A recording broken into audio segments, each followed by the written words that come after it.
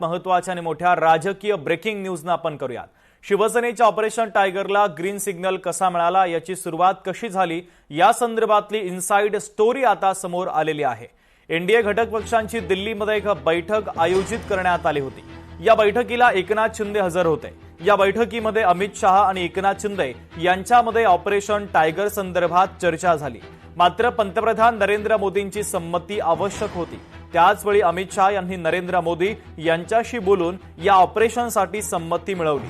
मोदींनी संमती दिल्यानंतर अमित शाह यांनी मुख्यमंत्री देवेंद्र फडणवीस आणि उपमुख्यमंत्री एकनाथ शिंदे यांच्यासोबत काही वेळानंतर एक बैठक घेतली। या बैठकीमध्ये अमित शाह यांनी अंतिम ग्रीन सिग्नल दिला। त्यामुळे ऑपरेशनसाठी हालचाली सुरू झाल्या। तांत्रिक गोष्टी तपासण्यात काही दिवस गेले। येणाऱ्या खासदारांची संमती आणि कागदपत्र या दरम्यान घेण्यात आली। खरं तर 3 महिन्यापूर्वी जेव्हा ऑनलाईन बैठक झाली तेव्हाच हे ऑपरेशन होणार होतं। तेव्हाच सर्व खासदार तयार देखील होते, पण एक अडचण होती। ती अडचण दूर झाल्यानंतर आता ऑपरेशन टायगर सुरू झाल्याची माहिती समोर आलेली आहे। तर ऑपरेशन टायगरच्या संदर्भातली इनसाइड स्टोरी आता समोर आलेली आहे।